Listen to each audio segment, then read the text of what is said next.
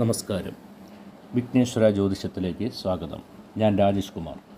ഇന്നിവിടെ പറയാൻ പോകുന്നത് തുലാഭാര സമർപ്പണത്തെക്കുറിച്ചാണ്. ഇന്ന് ഞാൻ പറയാൻ പോകുന്നത്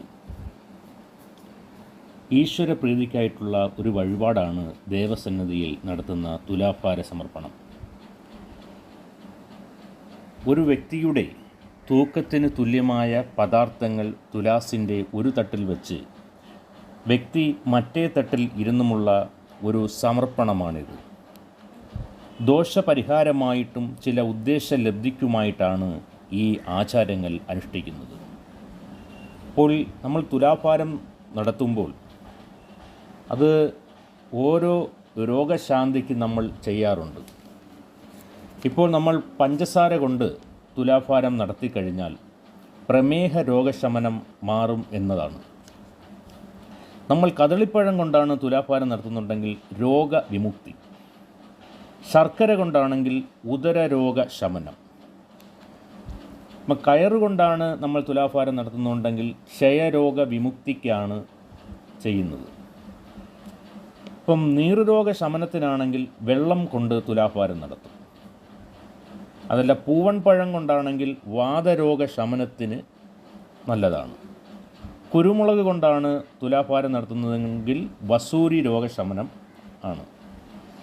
ചേന കൊണ്ടാണെങ്കിൽ ചർമ്മരോഗ ശമനം, നാണയം കൊണ്ടാണെങ്കിൽ ഹൃദ്രോഗ ശമനം, അതിൽ ഉപ്പ് കൊണ്ടാണെങ്കിൽ വിശപ്പ് ശമിപ്പിക്കാൻ, എള്ളുകൊണ്ടാണെങ്കിൽ പിതൃപ്രീതികരം രോഗശമനം.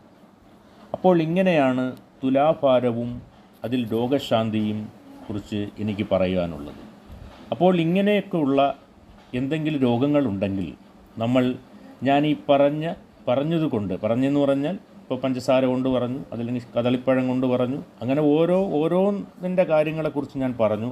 അങ്ങനെ നടത്തിക്കഴിഞ്ഞാൽ ആ രോഗത്തിന് ശമനം ഉണ്ടാവുന്നത് ആയിരിക്കും. അപ്പോൾ നമുക്ക് ഇതേ കണക്ക് ഓരോ ക്ഷേത്രങ്ങളിൽ, ഇപ്പോൾ ഗുരുവായൂരാണെങ്കിലും അതല്ല മറ്റുള്ള ക്ഷേത്രങ്ങളിലാണെങ്കിലും ദേവീദേവന്മാരുടെ ഏത് ക്ഷേത്രങ്ങളിലാണെങ്കിൽ പോലും നമുക്ക് ഈ വഴിപാട് ചെയ്യാവുന്നതാണ്.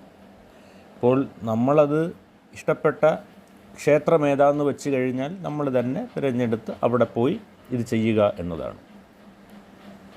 പിന്നെ ഇത് ചെയ്യുമ്പോൾ ഇതിലെല്ലാത്തിനകത്തും നമുക്ക് ഏറ്റവും വലുതെന്ന് പറഞ്ഞാൽ ഒരു വിശ്വാസമാണ്. ആ വിശ്വാസം ഉണ്ടെങ്കിൽ മാത്രമേ നമുക്ക് ഇതിൽ നിന്നും ഫലമുണ്ടാകത്തുള്ളൂ.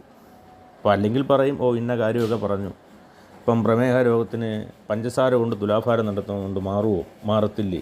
അങ്ങനെ നമുക്കൊരു രണ്ട് അഭിപ്രായത്തിൻ്റെ ആവശ്യമില്ല. മാറും എന്നുള്ളത് ഉത്തമ ബോധ്യമുള്ള കാര്യമാണ്. അതുകൊണ്ടാണ് ഇങ്ങനെയുള്ള ഓരോ വഴിപാടുകൾ മറ്റുള്ള ക്ഷേത്രങ്ങളിൽ, ദേവീദേവന്മാരുടെ ക്ഷേത്രങ്ങളിലൊക്കെ ഇങ്ങനെയുള്ള വഴിപാടുകളൊക്കെ ഉള്ളത്. അത് ഈ ചെയ്യുന്നവർ പോലും എല്ലാവരും തന്നെ വളരെ അനുഭവമുള്ളവരാണ് ഈ വഴിപാടുകൾ ചെയ്യുന്നത് തന്നെ. ഇതെല്ലാം മാറി കിട്ടുന്നതാണ്.